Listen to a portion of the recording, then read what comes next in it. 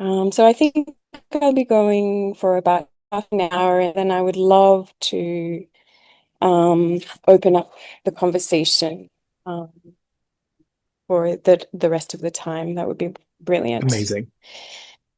Okay, so let me just put it on slideshow. Alrighty, so I'd first like to begin by paying deep respects to the Gundungurra and Darug people whose unceded land I live and grow on, and extend respect and honoring to all Indigenous people here today, their elders and their communities. I'm a relatively new white settler migrant to so-called Australia and came here in 2004 from a small village in the pre-Alps of northern Italy. Some time ago, archaeologists took interest in my father's distinct facial features and tested his DNA, confirming his ancestral lineage to a 10,000-year-old culture, the Kamuni, who initially walked from modern-day Mongolia to northern Italy through the Siberian steppes. They settled in the Italian pre-Alps 12,000 years ago.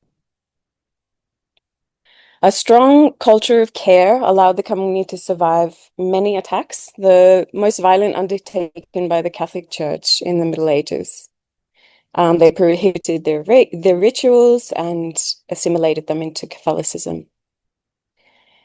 The Kamuni carved the largest body of rock art in Europe. Their rites and rituals survive amongst local people today, mostly through their food culture and ancient seasonal practices.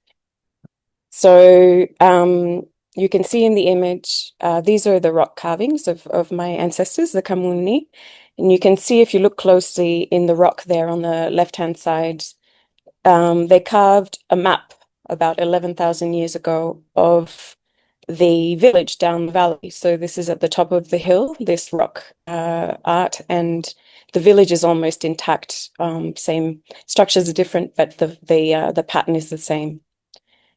You can see also underneath is a stick of butter that I bought from my village, and you can see on the upper right-hand corner that the I guess the visual logo is actually a from the rock art of the Kamuni ancestors, and it's a person in a worshipping position. So you can see this a lot in the depictions, worshipping the sun.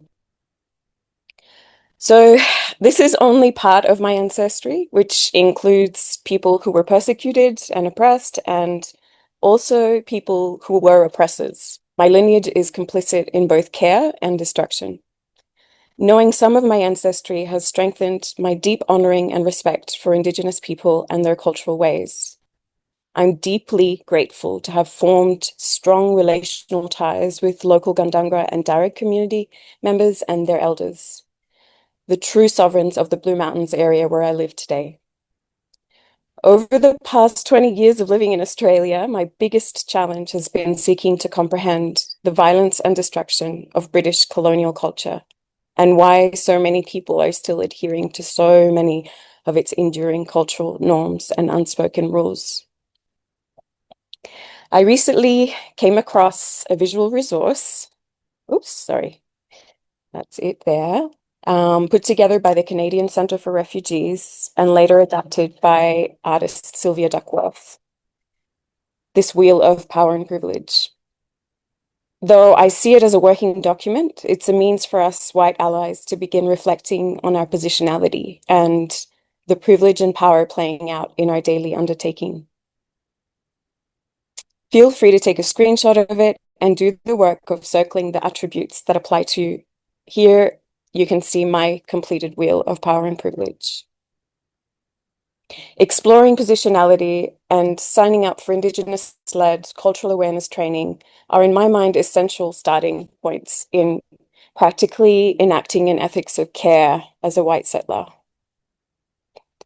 I'm keen to propose these as a prerequisite in all our designerly processes, as they allow us to gain greater consciousness of the power and privilege playing out in all of our designerly undertakings. The point here is to challenge a permaculture design reality where permaculture design is spelt with a capital P and a capital D, elevating or differentiating the designer from the communities and contexts they're designing within and sometimes designing for.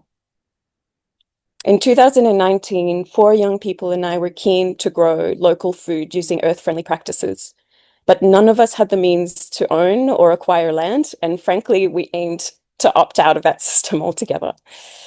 We started a grassroots initiative named Farm It Forward, seeking to redistribute land power and privilege by connecting landless food growers with landowners and in a public high school with unused land. We learned of the principles of permaculture and practices of permaculture. I studied a diploma and did permaculture teacher training. I pretty quickly, however, started noticing repeating patterns within permaculture spaces that I struggled to come to terms with. A pervasive whiteness was noticeable, with many seeming to have significant yet largely unacknowledged financial privilege, white privilege, and land privilege. Many didn't even think of using their privilege to elevate more disadvantaged members of their community. Some even strived to elevate themselves as white saviors, and in some instances, feed their gigantic egos. I found myself in many uncomfortable instances of self-proclaimed sages on stages, evangelizing care for people, care for planet, and fair share, presenting it as having been invented or originated by David Holmgren and Bill Mollison. This didn't sit well with me. 2 white Australian settler colonists had hardly invented or originated the principles or ethics of permaculture. They had observed and borrowed them with little or no acknowledgement or referencing. Through living on the stolen land they had the privilege to own. Care for people and care for planet originated in the concept of care for country, a concept developed over 80,000 years ago by Indigenous people and their respective countries on the continent we now call Australia. I would like to have seen white settler colonists David Holmgren and the late Bill Mollison do the work, pay for cultural awareness training, and complete their positionality wheels of power and privilege. Would they have been willing to sit with the discomfort of their historical complicity in the destruction of a highly sophisticated design system devised by First Nations people? I prefer to keep the word design in brackets here. In many ways, I see Indigenous systems as much more sophisticated than any design practice has ever achieved to date. And boxing it in as design feels as though it might be another Anglospheric interpretation. Can the sophisticated, interconnected network of food systems, complex kinship systems, astronomy, pathways, trade routes Indigenous people refined over tens of thousands of years really be boxed in as design? Colombian designer Alfredo Gutierrez Borrero has coined a distinctive term, that of desobons. He defines these as grassroots co-creations based on careful observation of co-evolution processes over deep time, devoid of any power dynamics linked to separating expert designers from the communities they're designing for or within. I ask, what kind of shapeshifting is needed for more permaculture designers with capital P's and capital D's to assume a role more akin to deep carers and listeners rather than sages on stages? I ask this as a call for permaculture design with a capital P and a capital D to more decisively put down the master's tools. As Audre Lorde aptly warned us, they will never dismantle the master's house. Very early on in my research, I came across the writing of Kombumerri woman and Waka Waka woman, Doctor of Philosophy Annie Mary Graham, who has studied First Nations systems of governance that sustained the well-being and survival of Australian Aboriginal communities for the last 80,000 plus years. She coined the common thread linking all Australian Aboriginal countries' systems of community governance, the relationalist ethos, and defines its custodial ethic. So she says, a reflective self is a communal self, a self that understands how communal acts affect those around them, both human and non-human, over time, rather than being limited to an immediate relation of cause and effect. Reflectivity, in this sense, leads to a custodial ethic that orders the socio-political spheres. For Aboriginal people, land is the source of morality and meaning. I have this photo. I don't know Annie Mary personally, but I just love this photo of her. She just looks like such a badass with her mushroom hat. Dr. Graham's observations highlight how Indigenous cultures enact all dispositions for an ethics of care. These were studied also by feminist political economist Joan Tronto, who grouped them into four main categories. So you can see the four main categories in four different colors there. Caregiving and care receiving are the actual acts of care. Caring with, which has to do with solidarity, mutual aid, and democratic caring. Caring about, which is the act of noticing. And caring for, which is taking responsibility to care for someone and something. Our designerly undertakings, I feel, should continuously ask whether we're enacting all of these ethics of care and engage in a cyclical process. Deep, slow observation of context and place, attentive accruing of cumulative understandings, and finally, continuous cycles of participatory tweaking, implementation, adjustment, implementation, adjustment. As Tyson Yunkaporta reminds us, humans are a custodial species, and we should strive to care with all other beings in right relation to place. If we present our designs as finite and final, we are not leaving careful space for feedback from non-human entities, and therefore not really allowing for adjustment. A decibon is never finished, and so, in my mind, permaculture design with a capital D would do well to deliberate itself from the idea of a finished, expert permaculture design. Here are the 10 design justice principles presented by the Design Justice Network, founded by trans scholar, author, and activist Sasha Kazachok. You or your organization can become a signatory, holding yourselves accountable for upholding these important design principles. Particular attention goes to the second one. We center the voices of those who are directly impacted by the outcomes of the design process. And number 10, before seeking new design solutions, we look for what is already working at the community level. We honor and uplift traditional, Indigenous, and local knowledge and practice.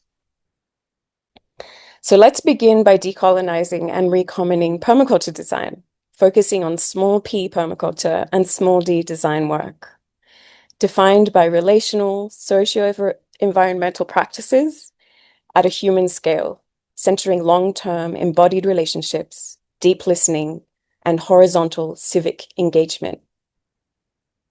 We must stop seeking to be objective or see objectively. The pervasive scientific paradigm of objectivity has its origins in neoliberalism, industrialization, and colonization. Current approaches acknowledge how our positionalities and contexts shape our realities, making them all inherently linked to place and context. As queer physicist Karen Barad says, we're all part of a world that is continuously worlding itself. Our experiences of the world are never separate and finite, but ever evolving, continuously transformed and influenced by the many entangled relationships we form throughout our lives with human and non-human beings. Modernity's obsession with defining, quantifying, and cataloging our understandings of the world is a trap We pretty desperately need to unknow and sit with the trouble of not knowing ever. And so, in my mind, do permaculture designers, we will never be experts. No one will ever be an expert. Instead of building autocracy, self-sufficiency, and us versus them culture, it's time to shift our attention to processes of deep care, listening and observation of our ever-evolving entangled contexts. I found so much joy in seeing that I'm not alone in my thinking, that some existing permaculture endeavors are pluriversal, care-based, and focused on decolonizing practices, post-growth scenarios, and community economies.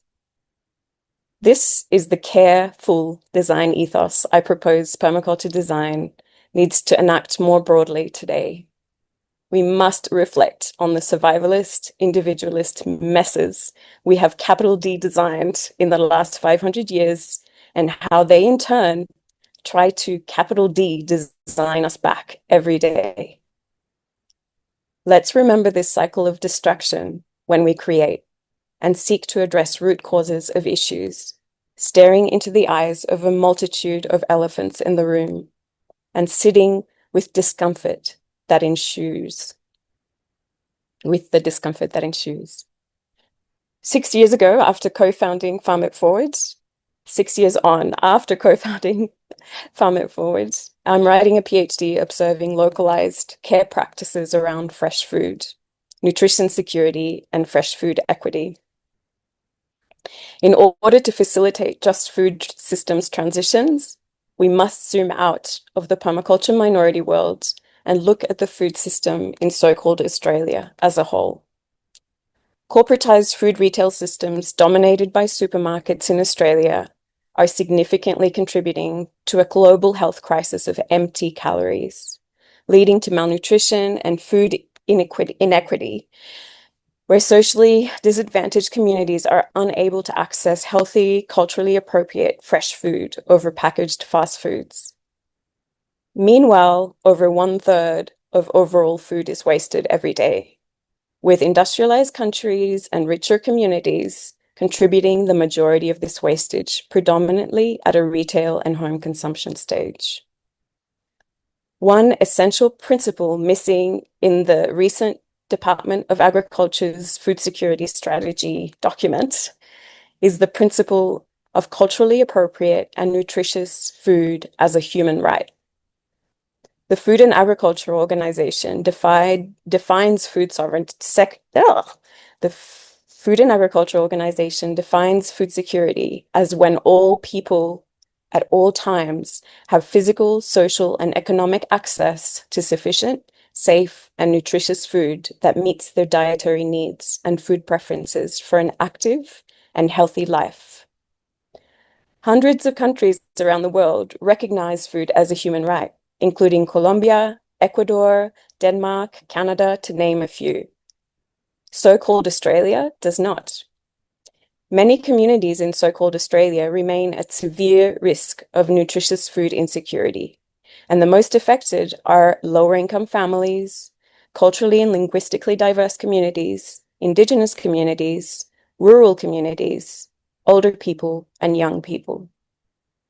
The work we're doing growing fresh food in a high school in a low-income area aims to tackle this issue, not by talking at young people and families or imposing colonial nutrition paradigms like Deepa was talking about on Thursday, but providing in-school, culturally aware, participatory, trauma-informed spaces of care through food for young people. This, I believe, is a bottom-up transition pathway towards more just food systems. As Deepa mentioned on Thursday, we must begin by pressuring the government to adequately fund civic fresh food initiatives, already doing this work in vulnerable communities. Examples involve Food Next Door, the United African Farm, Teens Take Control, and Farm It Forward. Attending a recent First Nations panel entitled, "What Does the Future of Regenerative Agriculture Look Like in Australia?" I listened to challenges voiced by some of the most prominent First Nations agricultural leaders here in Australia. They were Bunjalung woman, chef and food cultural educator Mindy Woods, Uncle Bruce Pascoe, co-founder of Black Duck Foods, and Worimi man and cattle farmer Joshua Gilbert, author of the recently published book, Australia's Agricultural Identity. I listened to Joshua Gilbert tell the story of the Australian Agricultural Company, AACO, one of the biggest agricultural companies in so-called Australia. 200 years ago, shortly after it was founded, it was gifted 1 million acres of stolen Aboriginal land by the so-called Australian government. It is still thriving. Since 2018, it has owned and operated around 7 million hectares of Australian land. Needless to say, AACO does not have a good relationship with Indigenous people. Its members were directly implicated in the displacement, exploitation, and violence against Indigenous people throughout the last 200 years. So Joshua Gilbert said something at this panel discussion that we must not forget. We must not forget that the process of colonization in Australia was very much agriculturally driven. Even though a large workforce of Aboriginal and Torres Strait Islander people have been and are now involved in white settler agricultural activities, there are no Australian agricultural bodies that represent their interests.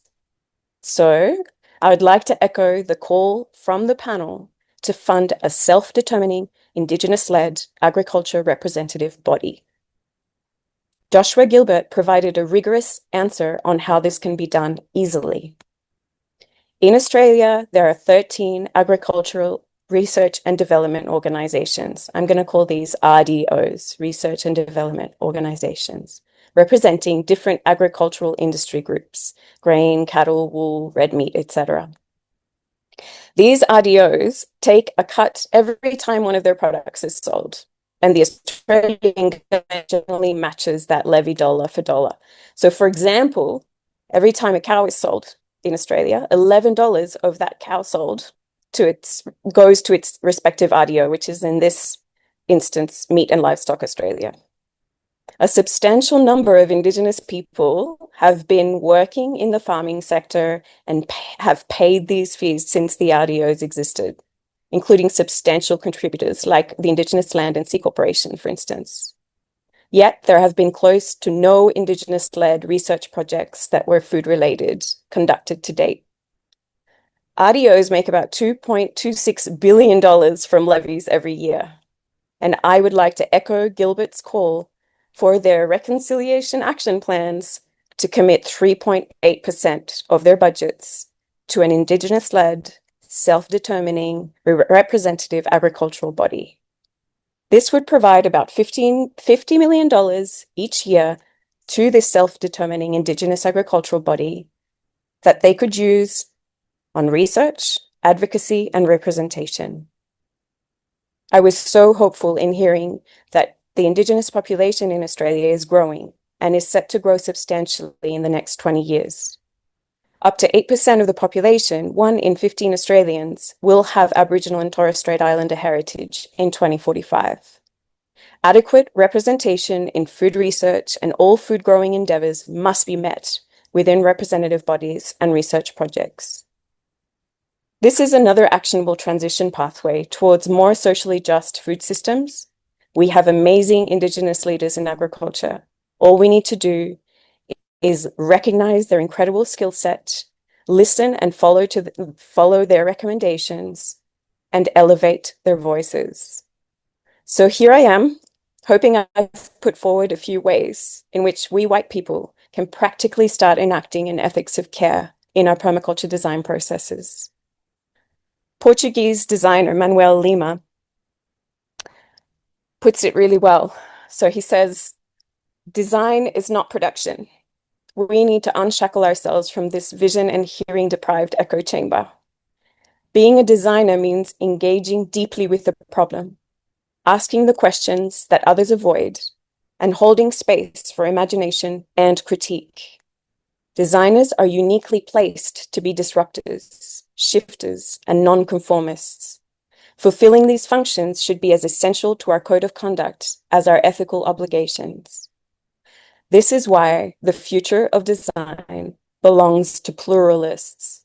Pluralists thrive at the edges and intersections, weaving insights from ecology, sociology, technology, and culture. They're able to see the whole without losing sight of the parts. Where the specialist perfects the detail, the pluralist connects the dots.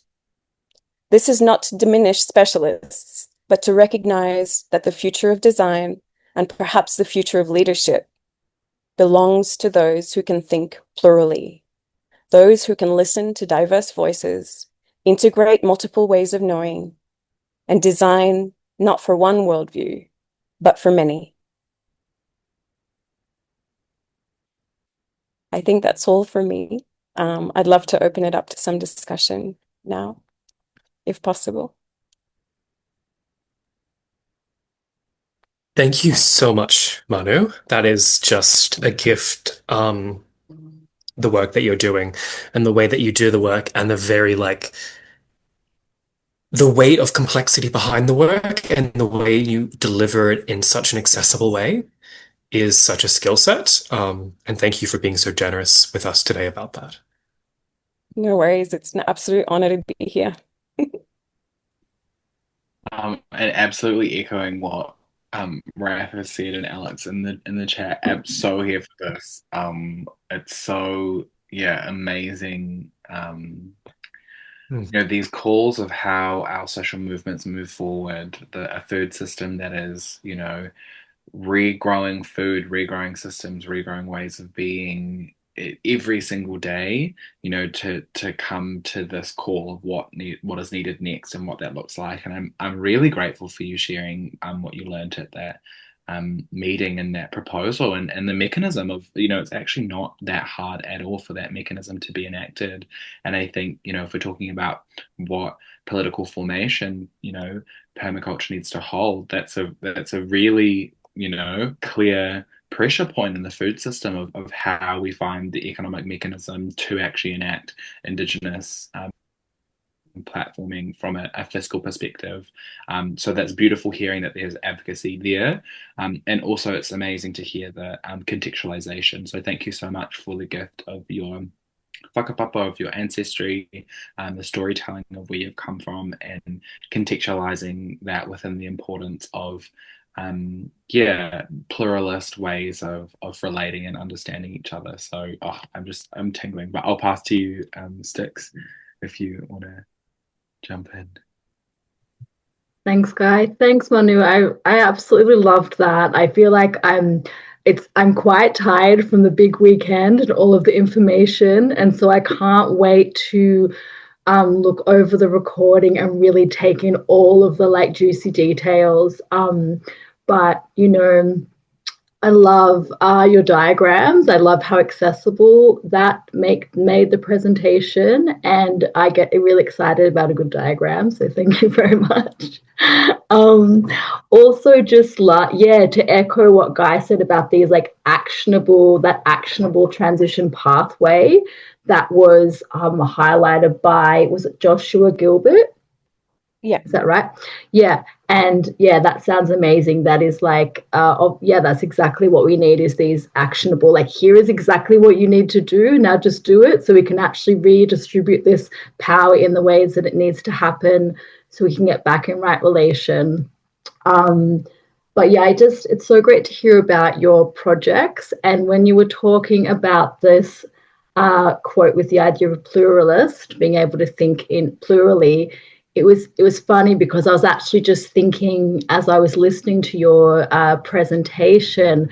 I love the way that you're sort of looking at this kind of zoomed out sort of looking at all of the sort of bigger systems and how they operate, and then also zooming in these very relational, place-based work that you do in community. So I think, yes, I'm really grateful for the work that you're doing. And just to echo also another comment in the chat by Alex, I love this, and I cannot wait to read anything you publish. And I feel the same. I'm really grateful to have been able to listen to your presentation. Trying to think of a question, but maybe while I am thinking I'll pass to Guy. Do you have a question, Guy? I do. Yeah. Having the privilege to know your work and be familiar with it. One of the things really embedded in this program was awareness of the politicality, but also moving beyond that into okay, well, what does that mean, and how do we coordinate within that? And so leaning on and building on from what Tammy said around what political formation looks like in our food system around these things. I'm interested in your thoughts and where to from here in terms of what are these plural mechanisms of political formation that step beyond these paradigms that people are so structurally and internally confined to. So any of your thoughts on that? So welcome. Would love to hear them.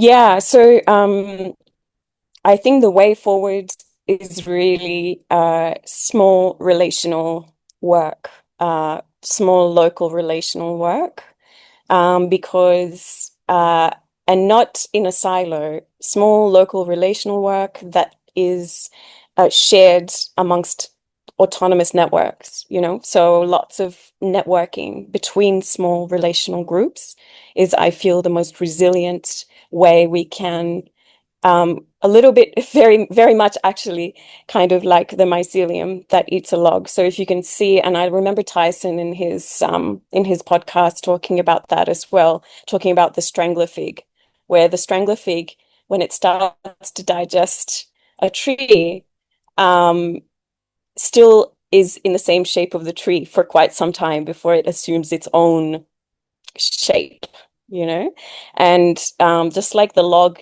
when mycelium decomposes a log, the log looks like it's intact and perfectly sound, but then if you touch it a little bit, it crumbles down really quickly, right?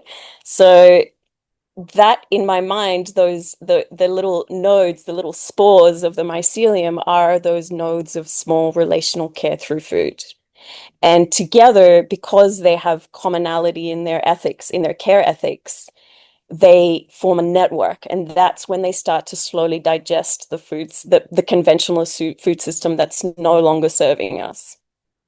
And I feel that is the most resilient way of moving from one system to another system. Juicy, juicy, juicy. I love the visuals. It's so tactile. My next question is, in these nodes, the practice notion and reality of sovereignty. We need to expand what and protect what sovereignty is in those spaces, and that's obviously a fraught on stolen country. And so I'm interested in what are the conditions of sovereignty? What are the complexities of sovereignty, and how do they, add that sovereign resilience to a localized small network? And if we can make it sort of, tangibilize it or not, up to you, however you want to take that. Yeah, so I feel like if we move, like, very similar to what Maya was saying earlier in the earlier talk, it's kind of like we need to shift paradigms. So this care framework, you could really apply it to anything. Care through bicycling, care through health, care through, so I feel like if you can use that as your filter or as your like basket and go, hang on a minute, are we caring? Are we caregiving, care receiving? Are we caring with? Are we caring about? Are we taking care of? Who's not being cared about? Who's not being taken care of? Who's not caring with, so that you can then use it to kind of like a guiding framework, I guess, for lack of a better word. Does that answer the question? I'm not really sure, but yeah. No, it does. It definitely does. And also I want to prompt people to chuck if you've got any questions into the Q&A. It absolutely does. I think, one of the things that um, we've been really conscious of here in permaqueer is how, colonial ways of being and these default sort of imprints, colonial imprints that we carry by nature of existing in this system, how they, sort of break through that membrane, and sometimes, if we don't have the mechanisms of reinforcing this care, or separating those ways of being, and I think in some ways they're modeled through just evidently how a space operates, but been thinking a lot about what, like, regenerative membranes are from a cultural perspective. We've been exploring what ceremony is and what ritual is, and how this sort of creates a blanket, a skin for this sort of microcosm to develop within protection of. And so I guess, maybe this is a question around boundaries, or how, is there a difference between what's in the culture and community of care and what's outside it, and how's that membrane crossed? Yeah, yes, that's an amazing question. I have a slide that I wasn't going to show, but I'm just gonna do it because both Toad and I are a bit nerding on this. There was this Colombian Chilean man who was an economist, and he just quit being an economist. It made me think a lot of him when Maya was talking, from frustration. And he came up with a matrix of fundamental human needs and satisfiers. So at the same time, there was the Maslow. People would have heard about Maslow's hierarchy of needs, right? So Maslow was obviously a white the white counterpart who got a lot of the airspace. And Max Neef didn't get much airspace at all at the time. So Maslow was saying, yes, the needs are, there's a hierarchy, there's needs that are more important than others, and et cetera, et cetera. Whereas Max Neef was talking about the fact that we all have fundamental needs. We all have these 9 fundamental needs. They're the ones in the black and white there around the person. And what differs from place to place and context to context is how we meet those needs, or how we decide to meet those needs. And he talks about how, for instance, if you're severely deprived of any one of these needs, you will not have good well-being. You will not be thriving in any way. So he talks about the fact that the minority world, they tend to have so much more privilege that they use things that are singular satisfiers to satisfy needs. Like, for instance, the supermarket satisfies our need for sustenance. And that's it. That's all it does. It doesn't satisfy our need for understanding or freedom or protection or anything like that. There's even a broad use of the minority world of pseudo satisfiers or destructive satisfiers, ones that actually, get in the way of us satisfying all the other needs. Like, for instance, stereotyping. Stereotyping might satisfy your need for understanding, but it destroys your need for affection or other things. So it's this weird thing of, like, the way our needs are met are different. And what he noticed is that people who engage in relational and care-based activities are really good at finding synergistic satisfiers. They're really good at finding local solutions that satisfy lots of these needs all at once. Like, for instance, a civic fresh food initiative, as opposed to a supermarket, it satisfies your need for sustenance because it gets you the food that you need, but it also satisfies your need for understanding, for freedom, for identity, for affection. It has a lot of different ways of satisfying needs. And I feel like, I guess, back to your question, if we were to, I guess, find or use people's well-being and everyone's well-being, not just a select group of people, everyone's well-being as the metric to look at health and to look at whether a community or a country is thriving or not, as opposed to GDP or growth or whatever it is, economic growth or whatever it is. I feel like it might unlock some big locked doors that we've had locked for a very long time.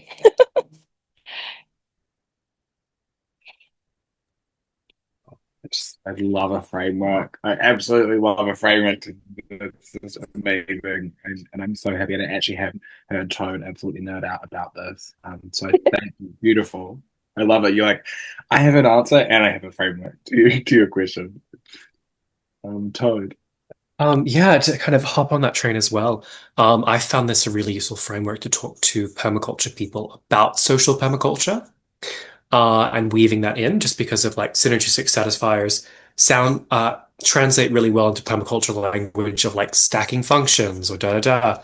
Um, and so much of my work in which I think that you can relate to, Manu, is teaching people about systems thinking through ecology and then using that systems thinking literacy to then talk about the social and the economic things as well. And just like how difficult it can be sometimes to talk about social theory sometimes, uh, or social change sometimes, or from a systems thinking perspective, if people don't understand how systems work in an ecosystem. So if that was very circular, it's just yeah. Yeah, absolutely. It that's the challenge is like this is the great unraveling, isn't it? Like a lot of things are starting to break down. It's that log is starting to kind of crumble a bit. And the challenge is really finding something to weave to, you know, to keep the weft of what's coming next, I guess. Yeah. Yeah. Um, Yeah. I would just ask a question then, because we're orienting around region ag, but also permaculture quite specifically. I really see a lot of this as like deeply valuable and should be intrinsic within permaculture, but often isn't. How do you see permaculture in the future if it were to what does permaculture need to do, or what do we need to do with permaculture to move it in these directions? With the whole theme of permaculture is political, how do we bring this back and re-energize or do this work? Yeah, I feel like one big one is I think we need to have a like curriculum. You know how there is a set curriculum to teach permaculture? I don't believe in set curricula. I believe it needs to be an adaptive, so it needs to be redesigned to be adaptive to place. Um, and it needs to be redesigned to center less the land-based stuff because as I explained in my talk, land ownership is not, you know, it yeah, it's kind of like asking ourselves why is permaculture attracting all these wealthy white land owners? Well, probably because the curriculum is perpetuating those paradigms, right? So it's kind of decentering, and I'm not saying land isn't very important, of course it is. But I feel like the fact that we have like that our current society is um decoupling environment and society, you know, ecology, environment, society, these things, they're not little things that are separate, they're all together. And a curriculum has to do that as well, I guess. And that's in itself a challenge too. Mm.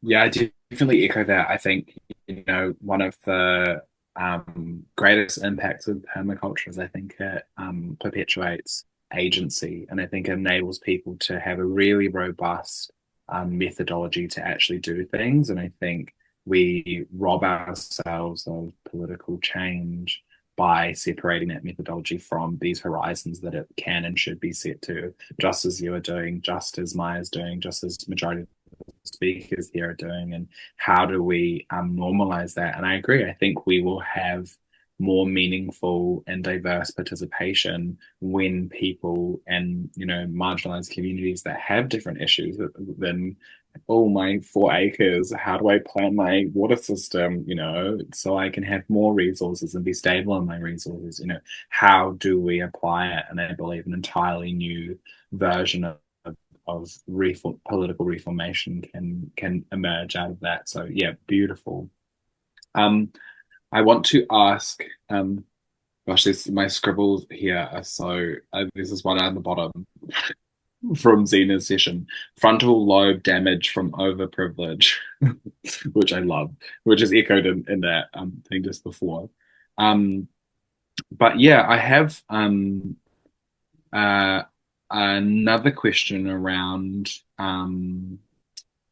that cultural healing, and arriving to this place. And I really want to commend you for all of the effort that you've done, and understanding your context and sharing that and acknowledging, both sides of your ancestry and all that is involved in this, critical preparation work. My question to you is, how do people arrive? How do settlers and non-Indigenous people arrive to this work, and what is involved in that process? Yeah, that's a tricky one, isn't it? Because I feel like it will a couple of things if I think it involves difficult work. It involves discomfort. And as we've said in previous sessions, it's kind of a weird, particularly Anglo-Saxon culture, it seems to be very averse to discomfort and very, we must not talk about discomfort even. So maybe my culture as an Italian helps in that I can't shut up and I have to blah, blah, blah, blah, blurt it all out, right? But I feel like there are a couple of things that are really valuable. I found that Vanessa Machado de Oliveira's book, Hospicing Modernity, and it's as hard as it might be for some people to read it, it's really important to read the whole thing. And it's really interesting because for the first chapter, she tells you, no, don't read my book. Don't read my book. Um, and it's just really just it's so important, and it is a really important book, and it's very valuable, actionable. She gives valuable actionable exercises to do the work.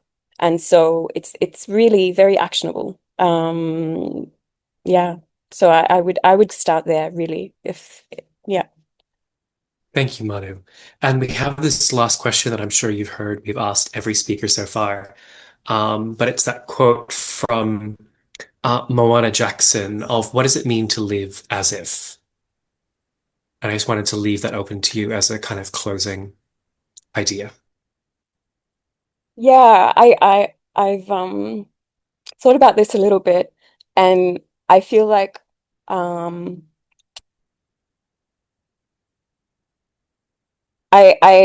can't help but feel like really we should really go forward as if everything and everyone is our child. And I'm not talking about biological motherhood. I'm not talking about that. I'm talking about if this dog or if this human were your child, what would you do? You know? And that could be your child by any means, it doesn't have to be your biological child. But I think that would be is really to really enact an ethics of care and really stop and think when people make you really angry, you think, how would I meet them where they're at if they were my child? Beautiful framing. Thank you so much, Manu. Thank you for coming here. Thank you for sharing your work and the way that you relate in such kind and caring ways. You're you're a gift to the communities that you're a part of, and I'm sure that they've enriched you, and just am grateful for the web of care that brings you into our life and allows you to share your work with us today. Thank you so much for having me. Thanks everyone for listening. Thank you, Manu. And flood the chat. We've already got please never shut up. Keep presenting this everywhere. We completely agree. Thank you, Raphael, for saying that. And from tomorrow, thank you, Manu. Farm Forward has been a great inspiration to us, and your words on care and local relational work today is really motivating, and absolutely support that. Second that, and never stop talking. Keep going, keep going, keep going. Thank you. Thanks everyone.